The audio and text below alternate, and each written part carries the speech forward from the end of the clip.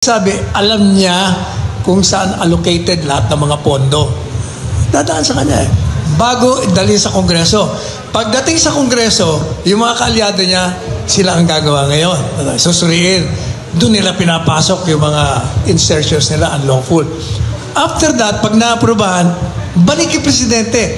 So, kung ikaw ang presidente, alam mo na, dahil ikaw ang gumawa niyan, alam mo kung sino at paano, sinong mga nagdagdag dyan. Ang tanong, bakit mo inaprubahan? There is only one primary function of a government, and that is to serve and to protect the people.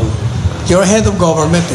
If your government is failing, then kailangan gumawa ka na ng mga hakbang.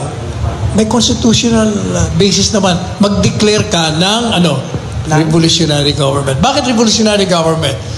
Pag nag-declare ka kasi, you can abolish Congress. Legislative power belongs to you na.